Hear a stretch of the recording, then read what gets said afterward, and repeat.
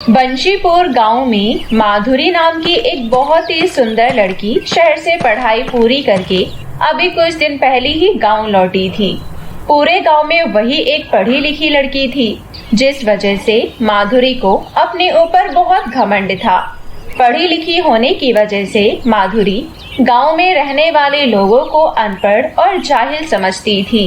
इन गांव वालों के पास बिल्कुल भी दिमाग नहीं है, तभी तो इतने सालों बाद भी गांव की हालत इतनी खराब है। ये कहते हुए माधुरी गांव में घूम रही थी, तभी उसे गांव का मुखिया चमन सिंह, हरिया और बंसी नाम के गांव वालों से बात करते हुए दिखाई देता है। देखो हरिया और बंसी, इस बार गेहूं की फसल बहुत अच्छी हुई है, तुम उसे शहर में अच्छे दामों में बेचना।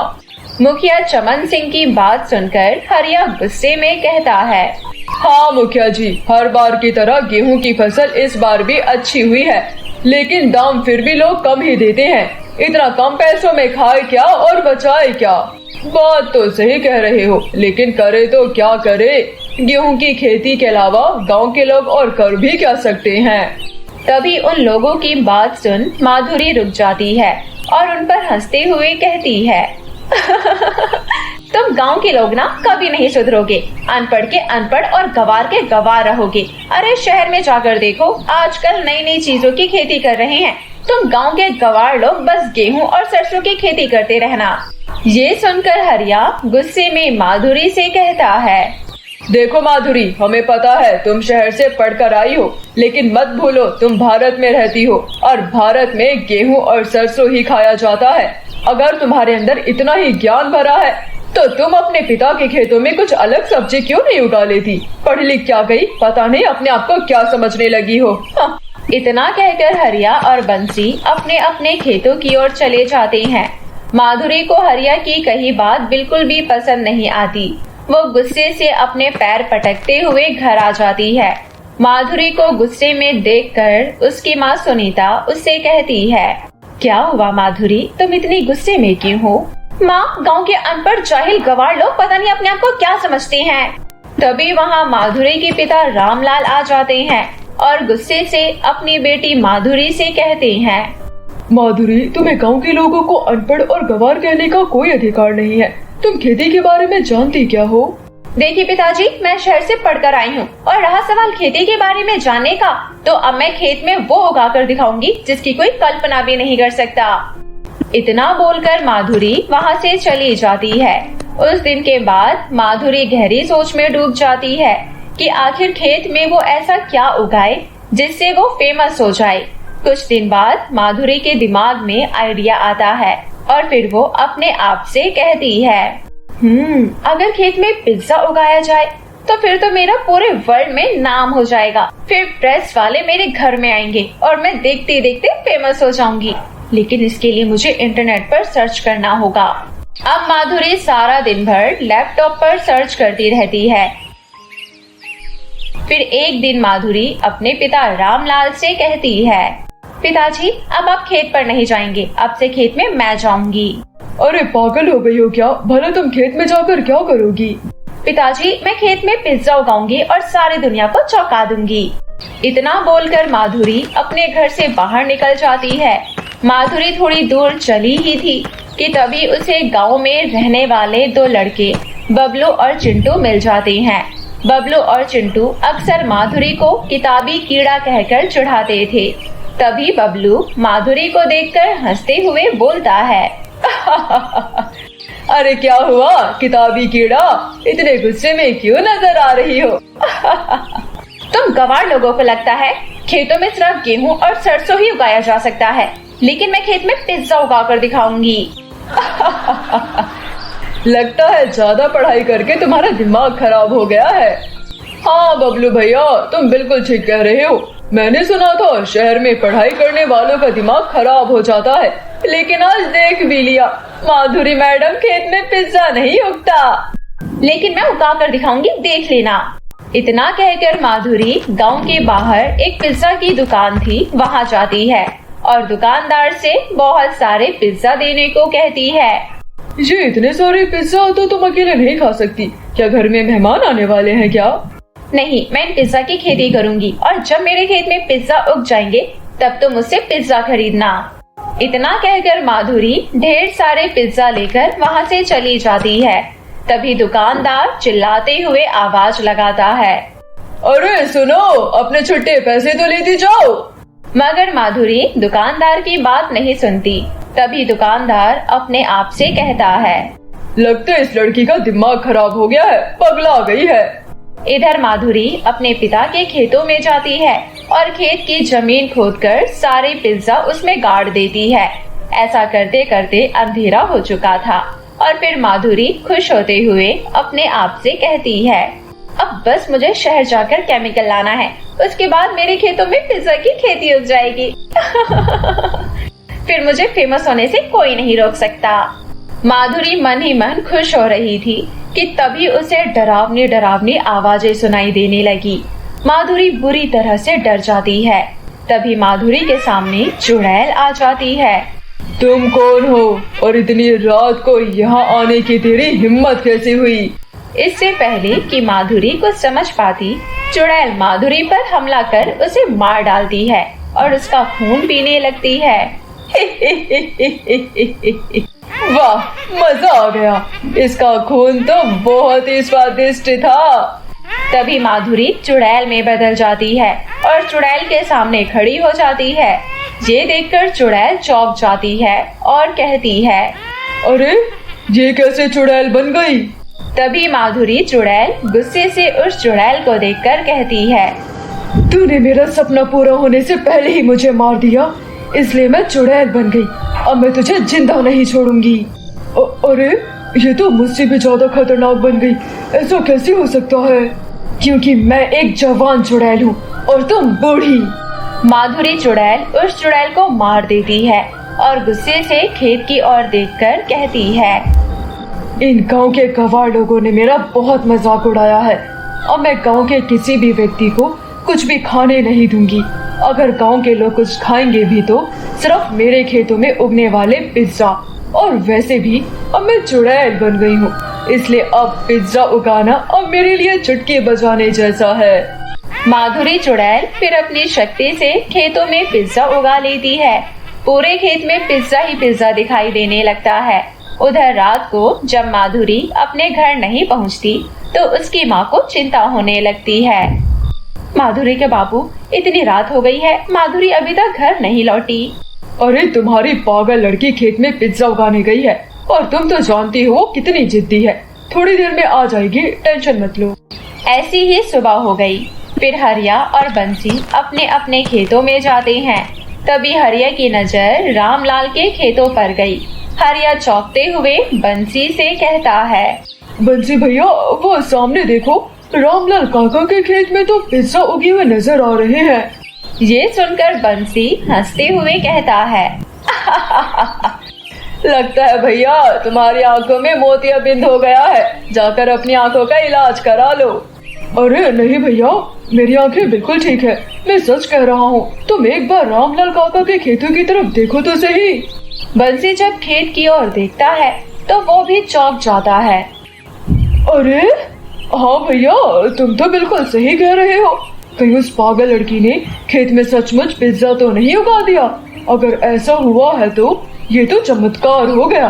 चलो चलकर देखते हैं। हरिया और बंसी सीधे खेत की ओर चले जाते हैं और हैरानी से खेतों में उगे हुए पिज्जा को देखने लगते हैं। तभी वहाँ पर चुड़ैल माधुरी आ जाती है। चुड़ैल को देखकर दोनों डर जाते हैं। तभी हरिया डरते हुए कहता है, चुड़ैल, ये तो चुड़ैल है बंसी भैया।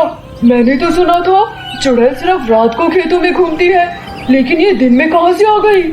तभी माधुरी चुड़ैल गुस्से से हरिया और बंसी की तरफ देखते हुए कहती है, तुम दोनों ने मुझे पहचाना नहीं, मैं माधुरी हूँ। क्या माधुरी? लेकिन तुम चुड़ैल कैसे बन गई? वो सब छोड़ो, तुमने मेरी इंसल्ट की थी ना। देखो, मैंने पिज्जा की खेती कर डाली। तुम जैसे गंवार मेरे सामने कुछ भी नहीं, ना कभी मेरी बराबरी कर सकोगे। और मैं तुम दोनों को अपने भूतिया पिज्जा खिलाकर मारूंगी। इतना कहकर चुड़ैल माधुरी जबरदस्ती उन्हें पिज्जा खिलाने लगती है। चुड़ैल उन दोनों को पिज्जा खिला खिलाकर मार डालती है। उस दिन के बाद से कोई भी गांव में खाना खाने बैठता, माधुरी चुड़ैल वहां प्रकट हो जाती और उनका खाना छीनकर पिज्जा खिलाकर उन्हें मार डालती। कुछ ही दिनों में गांव में दहशत का माहौल फैलने लगता है। ऐसी ही एक दिन मुखिया चमन सिंह इसी चिंता में बैठा हुआ था कि तभी वहां एक तांत्रिक बाबा आ जाता है और मुखिया से कहता है, मुझे बहुत तेज भूख लगी है, कुछ खाने को है तो दे दो। चले जाओ बाबा, यहाँ आपको खाना नहीं मिलेगा क्योंकि गांव वालों ने डर की वजह से खाना खाना ही छोड़ दिया है। लेकिन क्यों? मुखिया सारी घटना तांत्रिक बाबा को बताता है। तभी वहाँ रामलाल भी आ जाता है और मुखिया से कहता है, मुखिया जी, मेरी बेटी माधुरी पता नहीं अचानक कहाँ गायब हो गई, कुछ समझ नहीं आ रहा। तभी तांत्रिक कुछ देर अपनी आंखें बंद कर लेता है और सारी बात जान लेता है। तुम्हारी बेटी अब कभी नहीं लौटेगी, वो चुड़ैल बन चुकी है। मुझे तुरंत अपने खेतों पर ले चलो। रामलाल मुखिया और तांत्रिक को लेकर खेतों पर पहुंच जाता है। खेतों में पिज्जा लगे हुए थे। ये देख तांत्रिक कहता है, माधुरी जो चुड़ैल बन चुकी है, उसकी आत्मा इस पिज्जा के खेत में बसी हुई है। इस खेत को जल्दी से आग लगा दो। रामलाल और मुखिया जैसे ही उस खेत में आग लगाने वाले होते हैं, तभी वहाँ चुड़ैल माधुरी आ जाती है। रुक जाओ, आप सब लोग क्या कर रहे हो? ये मेरा पिज्जा का खेत है, चले जाओ यहाँ से। तभी रामलाल पिज्जा के खेतों में आग लगा देता है। खेतों में आग लगते ही चुड़ैल माधुरी के शरीर में भी आग लग जाती है और देखते ही देखते वो जलकर राख हो जाती है। फिर उस दिन के बाद से गांव वालों को चुड़ैल माधुरी के आतंक से मुक्ति मिल जाती है। सोने और चांदी का जादुई चांद स्कूल। एक दिन सोने और चांदी के दो जादुई चांद धरती की सैर कर रहे थे। तभी उन्हें धरती पर कुछ गरीब बच्चे दिखाई देते हैं। उन बच्चों की यूनिफॉर्म फटी पुरानी थी, साथ ही उनके पैर में जूते भी नहीं थे। उन बच्चों की बुरी हालत देखकर दोनों चांद को बहुत दुख होता है।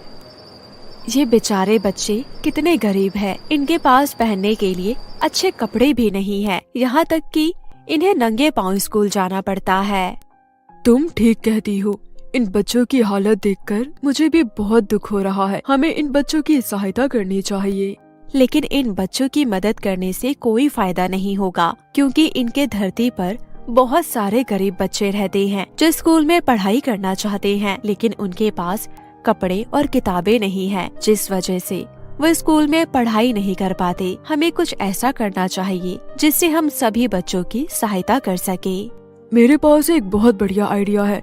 हम दोनों को धरती पर एक एक स्कूल प्रकट कर देना चाहिए। हमारे जादुई स्कूल में हर बच्चों को हर तरह की सुविधा मिल जाएगी। अरे वाह, ये तो तुमने बहुत अच्छी बात कही। चलो धरती पर चलते हैं। उसके बाद दोनों एक पहाड़ी पर पहुंच जाते हैं। फिर चांदी का चांद अपनी जादुई शक्ति से एक चांदी का स्कूल प्रकट कर देती है।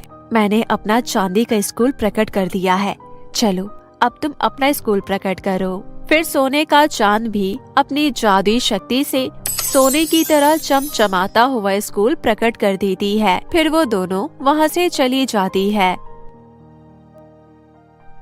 अगले दिन पहाड़ी से गुजर रहे कुछ बच्चों की नजर उन दोनों चांदी और सोने के स्कूल पर पड़ती है। अरे वाह, देखो पहाड़ी पर दो बड़े बड़े स्कूल बने हुए हैं। एक चांदी का है और दूसरा सोने का स्कूल है। चलो वहाँ जाकर देखते हैं। उसके बाद सभी बच्चे पहाड़ी के ऊपर पहुँच जाते हैं। तभी चांदी के चांद स्कूल में से आवाज आई, तुम सबका स्वागत है। मैं चांदी का स्कूल हूँ और ये सोने का स्कूल है। क्या तुम हमारे स्कूल में पढ़ना चाहती हो? हम सब बहुत गरीब है, हमारे माता पिता के पास हमें स्कूल भेजने के लिए पैसे नहीं है। अगर तुम हमें अपने स्कूल में फ्री में एडमिशन दे दोगी तो हम पर बहुत उपकार होगा। हाँ, हमें तुम्हें फ्री में एडमिशन देकर बहुत खुशी होगी। तुम सभी बच्चे हम दोनों में से किसी भी स्कूल में एडमिशन ले सकती हो। उसके बाद कुछ लड़कियां चांदी के चांद स्कूल में एडमिशन लेने चली जाती है। स्कूल के काउंटर पर एक बहुत सुंदर चांदी की परी बैठी हुई थी। वो बारी बारी सभी लड़कियों का नाम लिखकर स्कूल में उनका एडमिशन कर देती है। वहीं दूसरी तरफ कुछ लड़कियां सोने के चांद स्कूल में एडमिशन करने पहुंच जाती है। वहां पर सोने की एक बहुत खूबसूरत परी बैठी हुई थी। उस परी को देखकर वहां आई सभी लड़कियां बहुत खुश हो जाती है।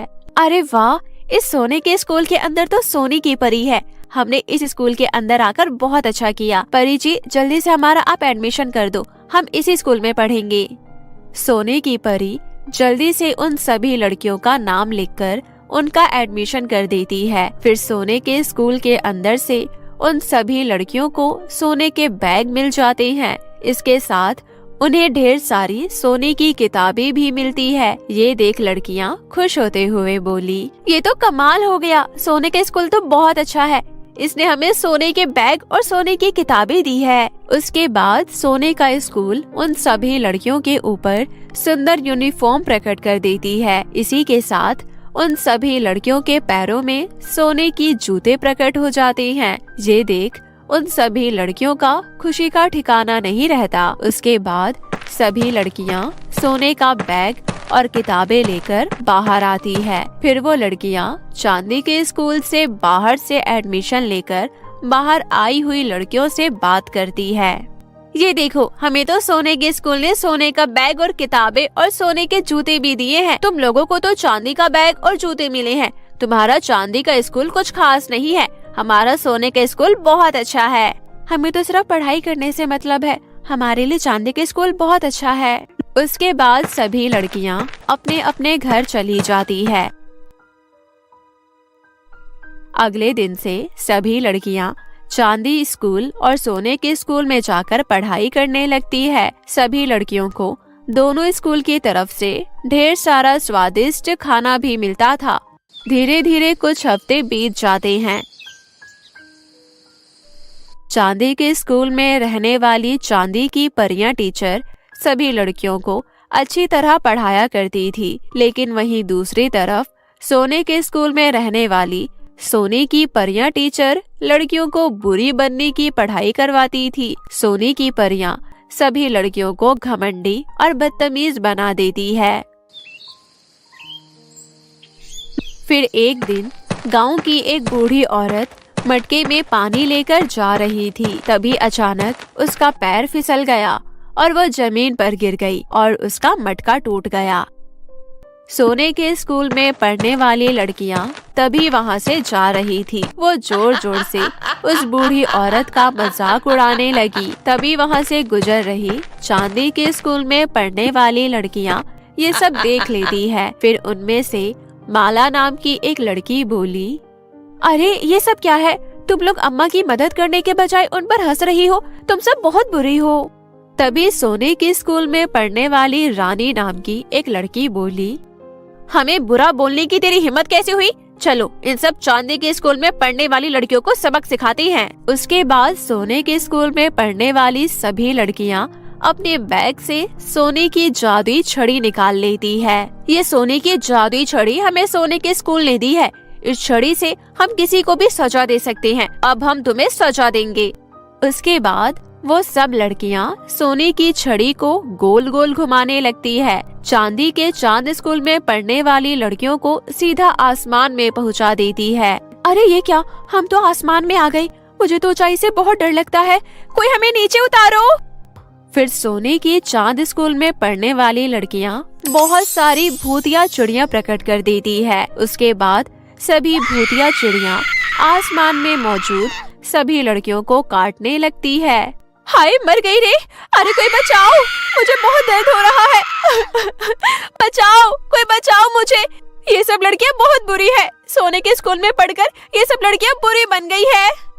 थोड़ी देर बाद सोने के चांद स्कूल में पढ़ने वाली लड़कियां उन सभी लड़कियों को जमीन पर पटक देती है। इतनी ऊंचाई से जमीन पर धड़ाम से गिरने की वजह से उन सभी लड़कियों के हाथ पैर टूट जाते हैं। ये देख सोने के स्कूल में पढ़ने वाली लड़कियां हंसते हुए वहां से चली जाती है। दूसरी तरफ चांदी का स्कूल अपनी शक्ति से सारी सच्चाई जान लेती है। फिर वो अपनी शक्ति से एक जादुई डॉक्टर वहां प्रकट कर देती है। उसके बाद वो डॉक्टर सभी घायल लड़कियों के पास पहुंचकर उनके शरीर पर एक इंजेक्शन लगाता है और थोड़ी ही देर में सभी लड़कियां पूरी तरह ठीक हो जाती है। तभी चांदी का चांद स्कूल सोने के चांद स्कूल से कहती है, सुनो सोने का स्कूल, तुमने अपने स्कूल में पढ़ने वाले बच्चों को गलत शिक्षा दी है। तुमने उन्हें जादुई छड़ी देकर सभी को परेशान करने की शिक्षा दी है। ये बहुत ही गलत बात है। ओ हेलो, तुम अपनी बकवास बंद करो। मुझे लड़कियों को अच्छी शिक्षा देने का कोई शौक नहीं। लड़कियों को बुरा बनाने में मुझे बहुत मजा आता है। अब मैं इसी तरह अपने स्कूल में पढ़ने वाली लड़कियों को बुरी शिक्षा दिया करूँगी। दूसरी तरफ सोने के चांद स्कूल में पढ़ने वाली लड़कियाँ अब गांव के लोगों को परेशान करने का मन बना लेती है। एक दिन कुछ लोग खेतों में काम कर रहे थे। तभी सोने के चांद स्कूल में पढ़ने वाली लड़कियां अपनी सोने की छड़ी को गोल गोल घुमाने लगती है। उसके बाद सभी गांव वाले हवा में उड़ते हुए नदी के ठंडे पानी में गिर जाते हैं। अरे बाप रे, मैं अचानक नदी में कैसे आ गया? अरे कोई बचाओ मुझे, कोई बचाओ। अरे मुझे तैरना नहीं आता, कोई मेरी मदद करो। अरे कोई मुझे यहाँ से बाहर निकालो। ये देख सोने के चांद स्कूल में पढ़ने वाली लड़कियां हंसने लगी। इन सब लोगों को परेशान करके बहुत मजा आ रहा है। दूसरी तरफ चांदी का चांद स्कूल अपनी शक्ति से ये सब देख रही थी। बस बहुत हुआ, अब मैं तुझे नहीं छोड़ूंगी। उस सोने के स्कूल को सबक सिखाना ही पड़ेगा। उसके बाद चांदी का चांद स्कूल अपने स्कूल में पढ़ने वाली सभी लड़कियों को अपने पास बुलाती है। सुनो बच्चों, ये सोने का स्कूल बहुत बुरा है। तुम सब मिलकर इसे पहाड़ी से नीचे गिरा दो। मैं अपनी शक्ति से दोनों स्कूल के बीच दरार कर देती हूँ, जिससे तुम्हें उसे पहाड़ी से नीचे धक्का देने में आसानी होगी। ऐसा कहकर चांदी का चांद स्कूल अपनी शक्तियों से बीच में दरार पैदा कर देती है। फिर सभी लड़कियां मिलकर सोने के चांद स्कूल को धक्का देना शुरू कर देती है। तुम सब लड़कियां क्या कर रही हो? मुझे धक्का मत दो। अरे रुक जाओ। तुम बहुत ज्यादा बुरी हो। तुम्हारी बुरी शिक्षा के कारण सभी लड़कियां बिगड़ गई है। चलो सब जोर लगाकर इसे नीचे खाई में फेंक दो। हाय, मर गई रे। अरे कोई बचाओ मुझे। अरे कोई मेरी मदद करो। फिर वो सभी लड़कियां सोने के चांद स्कूल को धक्का देकर नीचे खाई में फेंक देती है। खाई में गिरते ही सोने के चांद स्कूल में आग लग जाती है और वो पूरी तरह जलकर राख हो जाती है। दूसरी तरफ सोने के चांद स्कूल में पढ़ने वाली लड़कियां मौजूद सभी सोने की छड़ियां अपने आप गायब हो जाती है। उसके बाद जादुई चांदी का चांद स्कूल अपनी जादुई शक्तियों से उन सभी सोने के चांद स्कूल में पढ़ने वाली लड़कियों को पहले जैसा बना देती है। फिर वो सभी लड़कियां पहले की तरह अच्छी हो जाती है। उसके बाद चांदी का चांद स्कूल अपने स्कूल में सभी बच्चों को अच्छी शिक्षा देते हुए पढ़ाना शुरू कर देती है। इस तरह सब कुछ ठीक हो जाता है और सभी लड़कियां चांदी के चांद स्कूल में मन लगाकर पढ़ाई करने लगती है।